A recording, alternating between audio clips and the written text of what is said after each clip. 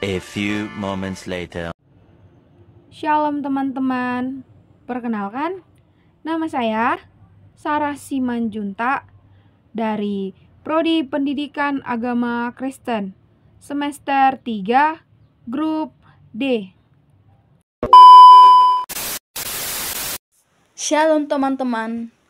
Perkenalkan, nama saya Flora Kristiani Boru Hutapea dari grup D semester 3, Prodi Pendidikan Agama Kristen. Shalom teman-teman semua. Perkenalkan, nama saya Puput Sarah Huta Barat. Saya dari Prodi Pendidikan Agama Kristen. Saya grup D semester 3.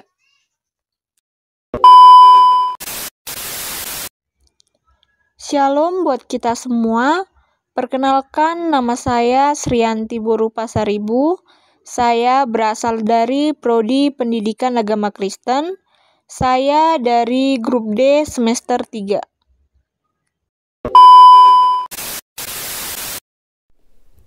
Shalom untuk kita semua. Halo, perkenalkan, saya Ira Patricia Simanjuntak. Saya dari kampus IAKN Tarutung, Prodi Pendidikan Agama Kristen. Saya dari grup D semester 3.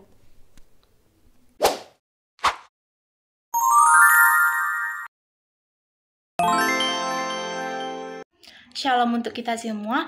Nah, di sini saya akan menjelaskan sebagian dari materi kami yang bertopikkan karakteristik dan peran guru. Nah, siapa sih sebenarnya guru itu? Nah, guru merupakan salah satu profesi yang memiliki peran strategis dalam dunia pendidikan, di mana tujuannya tidak hanya sekedar mencerdaskan kehidupan bangsa, tetapi juga membangun karakter dan moral generasi muda. Pendidikan adalah fondasi bagi kemajuan suatu bangsa, dan keberhasilan pendidikan yang sangat bergantung pada peran guru dan pelaksana utama proses pembelajaran. Guru bukan sekedar penyampai informasi, tetapi seorang pendidik, pembimbing, fasilitator, motivator, bahkan teladan yang menjadi panutan siswa dalam kehidupan sehari-hari. Dalam keseluruhan proses pendidikan, guru memegang peranan vital sebagai aktor utama yang memastikan siswa mendapatkan ilmu pengetahuan, keterampilan, dan nilai-nilai yang dibutuhkan untuk menghadapi tantangan kehidupan. Guru bertanggung jawab tidak hanya atas keberhasilan siswa dalam memahami materi pelajaran, tetapi juga dalam membentuk kepribadian mereka. Peran ini menjadikan profesi guru sebagai profesi yang sangat mulia, namun juga menuntut tanggung jawab yang lebih besar. Sebagai pendidik, guru adalah agen perubahan yang berperan dalam mengarahkan siswa menuju perkembangan optimal, baik dari segi akademik, emosional, maupun sosial. Dalam proses belajar mengajar, guru bertindak sebagai perencana, pelaksana, dan evaluator. Guru merancang metode pengajaran yang sesuai dengan kebutuhan siswa, melaksanakan pembelajaran yang efektif, dan mengevaluasi hasil belajar untuk memastikan bahwa setiap siswa mencapai tujuan pendidikan. Guru juga dituntut untuk selalu beradaptasi dengan perkembangan zaman, seperti memanfaatkan teknologi dalam pembelajaran, sehingga proses belajar mengajar menjadi lebih relevan dan menarik. Guru juga memiliki peran sebagai pembentuk karakter dalam interaksi sehari-hari dengan siswa. Guru memberikan contoh nyata tentang sikap, moral, dan etika yang baik. Mereka menjadikan model perilaku yang diharapkan dapat ditiru oleh siswa. Melalui pembelajaran dan pendekatan yang holistik, guru tidak hanya mengajarkan mata pelajaran, tetapi juga nilai-nilai kehidupan seperti kejujuran, kerja keras, dan tanggung jawab, dan toleransi. Hal ini menunjukkan bahwa keberhasilan seorang guru tidak hanya diukur dari hasil akademik siswa, tetapi juga dari bagaimana siswa itu tumbuh menjadi individu yang berkarakter baik. Lebih dari itu, guru juga berperan sebagai motivator. Banyak siswa yang menghadapi berbagai tantangan dalam belajar, baik karena kesulitan akademik, tekanan sosial, maupun kondisi sosial ekonomi. Guru memiliki tanggung jawab untuk memberikan dorongan dan semangat agar siswa tidak menyerah dalam menghadapi hambatan tersebut. Dengan motivasi yang diberikan oleh guru, siswa dapat merasa lebih percaya diri dan termotivasi untuk mencapai tujuan belajarnya. Tidak hanya itu, guru juga menjadi penghubung antara dunia pendidikan dan masyarakat. Guru memiliki peran penting dalam membangun hubungan antara sekolah, siswa, dan orang tua dengan komunikasi yang baik. Guru dapat memastikan bahwa orang tua turut mendukung proses belajar anak di rumah, sehingga pendidikan menjadi tanggung jawab bersama antara sekolah dan keluarga. Keberhasilan pendidikan suatu bangsa sangat bergantung pada kualitas guru. Guru yang kompeten, berdedikasi, dan memiliki integritas tinggi akan mampu menciptakan generasi penerus yang cerdas, kreatif, dan memiliki akhlak mulia. Sebaliknya, jika peran guru diabaikan, maka kualitas pendidikan akan menurun, yang akan berdampak pada kemunduran suatu bangsa. Oleh karena itu, pemerintah dan masyarakat perlu memberikan perhatian khusus pada pengembangan profesi guru, termasuk dalam hal pelatihan, kesejahteraan, dan penghargaan atas dedikasi mereka. Kita masuk kepada karakteristik seorang guru. Saya membagi 2 jenis karakter seorang guru. Yang pertama adalah karakter guru yang baik dan disenangi oleh anak didik. Kemudian ada karakter yang tidak disukai oleh anak didik. Kita masuk kepada yang pertama, karakter guru yang baik dan disenangi oleh anak didik. Sebagai pribadi yang selalu digugu dan ditiru, tidaklah berlebihan bila anak didik selalu mengharapkan figur guru yang senantiasa memperhatikan kepentingan mereka. Figur guru yang selalu memperhatikan kepentingan anak didik biasanya mendapatkan ekstra perhatian dari anak didik. Anak didik senang dengan sikap dan perilaku yang baik yang diperhatikan oleh guru. Nah, saya sebagai calon seorang guru, haruslah kita memperhatikan, karena kita sebagai contoh ataupun teladan. Jikalau kita berbuat baik di depan anak didik, mungkin dia akan meniru perilaku kita. Nah, misalnya kayak seorang anak diam di kelas tanpa sebab ataupun kayak ada masalah. Nah, kita sebagai calon guru harus bisa mengantisipasi hal tersebut dengan cara mungkin kita bertanya apakah dia sedang lagi ada masalah ataupun sedang ada pergumulan mungkin. Nah, kita sebagai calon guru harus bisa memahami situasi tersebut. Mungkin kita dapat memberi solusi ataupun kita sebagai pendengar yang baik. Dengan cara itu mungkin si anak didik tersebut akan senang dan merasa aman ketika bersama kita. Selain itu, jikalau seorang anak bermasalah, jangan langsung kita judge dia salah ataupun tindakannya tidak benar, tapi harus kita selidiki dulu, mungkin ada penyebabnya ataupun mungkin dia melakukannya secara terpaksa. Nah, dengan cara itu kita bisa menjadi seorang guru yang baik dan disenangi oleh anak. Kita masuk ke dalam jenis yang kedua, karakter guru yang tidak disukai oleh anak didik. Diakui, memang ada juga guru yang tidak disukai oleh anak didik di sekolah. Guru yang tidak disenangi oleh anak didik itu disebabkan budi pekerti seorang guru dalam pandangan anak didik tidak baik. Dari waktu ke waktu, guru juga tidak terlepas dari pengamatan anak didik, paling sedikit setahun. Guru dan anak didik hidup bersama-sama dan dalam rentang waktu, bukan tak mungkin semua sikap dan perilaku guru terlepas dari pengamatan peserta didik. Dalam pertemuan pertama, sekolah pun sudah mulai menilai siapa guru itu sebenarnya. Karena anak didik mempunyai pandangan tersendiri terhadap guru-guru yang mengajar dan mendidiknya. Nah, ini cocoknya untuk yang guru matematika, karena yang pertama sudah tidak disukai mata pelajarannya, mungkin gurunya juga killer, kayak yang kita tahu karena guru matematika semua itu killer. Nah, itu pasti rata-rata guru matematika tidak disukai ataupun tidak disenangi. Contohnya juga kayak hari ini mata kuliah statistika. Nah, itu kan berhubungan dengan matematika. Kalau misalnya dia datang kayak aduh gak enak nih pelajarannya, ataupun kayak mending gak usah batang bapak itu, ataupun kita doakan gitu ya kan. Nah, itu pasti kita sebagai tidak suka kepada guru itu pasti otomatis si anak didik tersebut tidak suka kepada mata pelajarannya maupun pengajarnya. Nah, jikalau contohnya nih, saya sebagai mau calon guru matematika nih, saya mengambil jalan mungkin dengan pelajarannya, saya mungkin lebih mendekatkan diri kepada anak tersebut daripada ke materi. Mungkin dengan cara pendekatan saya dengan anak tersebut, memudahkan materi itu masuk ke dalam pemahaman si anak tersebut. Nah, jangan kita paksa seorang anak tersebut harus mengerti. Jikalau dia tidak siap tugas ataupun yang kita berikan kepada mereka, jangan langsung kayak menjudge, kamu gak siap gini, dimarahi. Tapi harus kita tanya dulu mengapa dia tidak siap ataupun tidak mengerti. Mungkin dia malu saat bertanya siapa yang tidak siap ataupun siapa yang tidak mengerti pelajaran saya, dia tidak angkat tangan karena dia malu sendiri, nggak ngerti. Nah, tapi harus kita sebagai guru, calon guru yang baik dan disenangi, harus kita mengerti dan memahami sikap anak tersebut kenapa dan mengapa. Dengan cara itu kita akan diterima baik di dalam kelas maupun di lingkungan. Nah, sekian dari materi yang saya jelaskan. Terima kasih. Baiklah, di sini saya akan menjelaskan sedikit tentang peran guru dalam proses belajar. Peran guru dalam proses belajar sangat krusial. Mereka bertindak sebagai pendidik, pengajar, dan mereka juga bertindak sebagai pembimbing yang tidak hanya menyampaikan ilmu kepada murid-muridnya, tetapi juga membentuk karakter siswa. Guru harus mampu menciptakan suasana belajar yang kondusif di dalam kelasnya, menggunakan berbagai metode untuk menarik minat siswa. Guru juga harus mampu memberikan motivasi dan dukungan moral kepada murid-muridnya. Lalu, apa sih peran guru dalam proses belajar? Di sini saya akan menjelaskan beberapa peran guru dalam proses belajar. Yang pertama yaitu guru sebagai pendidik.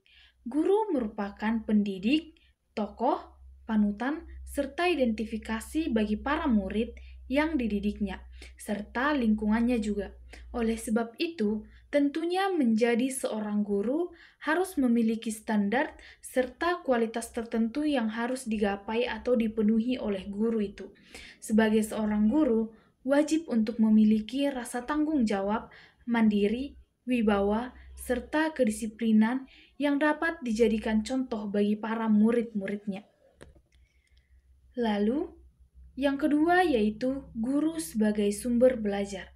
Peran guru sebagai sumber belajar akan sangat berkaitan dengan kemampuan guru untuk menguasai materi pelajaran yang ada. Sehingga pada saat satu murid bertanya satu hal kepada gurunya yang murid tersebut tidak paham, guru itu dapat dengan sigap dan tanggap menjawab pertanyaan murid-muridnya. Dengan guru itu harus menggunakan bahasa yang mudah dimengerti oleh para murid-muridnya. Lalu, yang ketiga yaitu guru sebagai fasilitator. Peran seorang guru sebagai fasilitator adalah dalam memberikan pelayanan agar murid dapat dengan mudah menerima dan memahami materi-materi pelajaran yang diberikan oleh guru tersebut, sehingga nantinya proses belajar akan menjadi lebih efektif dan efisien berjalan dengan baik. D. Guru sebagai pengelola. Dalam proses kegiatan belajar mengajar, guru memiliki peran dalam memegang kendali atas iklim yang ada di dalam suasana proses pembelajaran. Dapat diibaratkan, jika guru menjadi nahkoda yang memegang, kemudian dan membawa kapal dalam perjalanan yang nyaman dan aman, seorang guru haruslah dapat menciptakan suasana kelas menjadi kondusif dan nyaman. E. Guru sebagai penasehat. Guru berperan menjadi penasehat bagi murid-muridnya, juga bagi orang tua, meskipun guru tidak memiliki pelatihan khusus untuk menjadi penasehat. Murid-murid akan senantiasa akan berhadapan dengan kebutuhan dalam membuat sebuah keputusan, dan dalam prosesnya tersebut membutuhkan bantuan guru. Agar guru dapat memahami dengan baik perannya sebagai penasehat serta orang kepercayaan yang lebih dalam, maka sudah seharusnya guru mendalami mengenai psikologi kepribadian.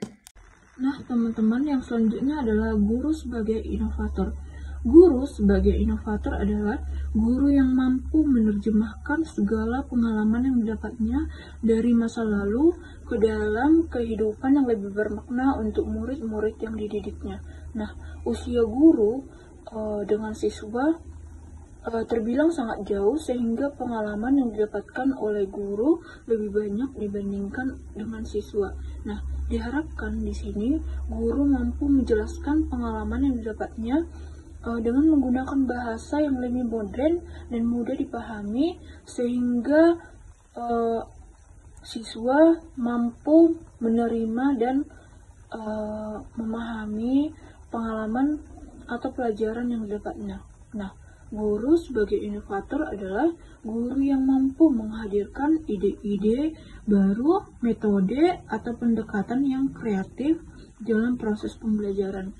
Inovasi yang dilakukan oleh guru bertujuan untuk meningkatkan kualitas belajar siswa, membuat pelajaran lebih menarik, relevan, dan sesuai dengan kebutuhan zaman.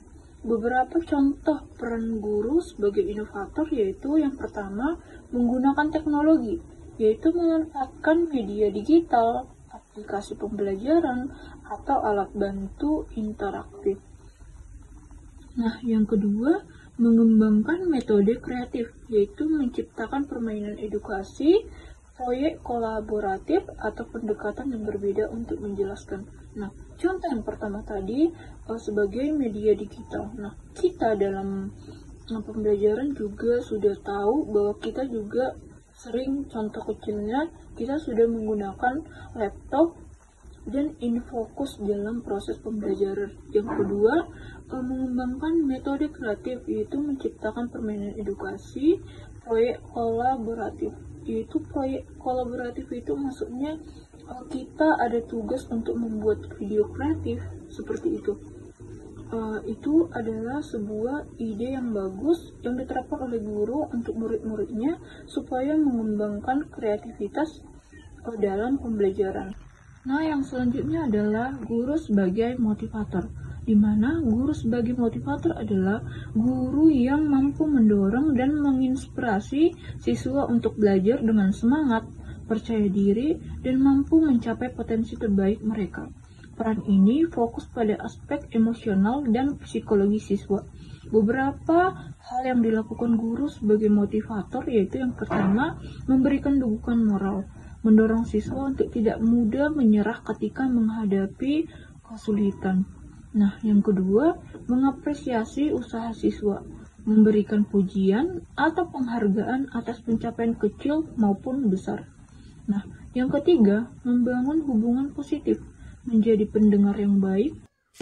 Maka kesimpulan yang dapat kami ambil adalah peranan guru akan senantiasa menggambarkan pola tingkah laku yang diharapkan dalam berbagai interaksinya, baik dengan siswa atau yang terutama sesama guru maupun mengajar dapat dipandang sebagai sentral bagi perannya.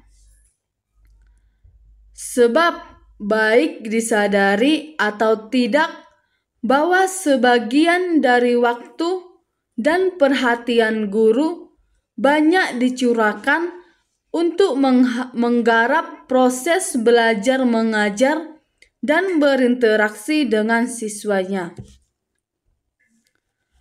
Peran guru dalam proses pembelajaran adalah guru sebagai pendidik, guru sebagai pengajar dan fasilitator,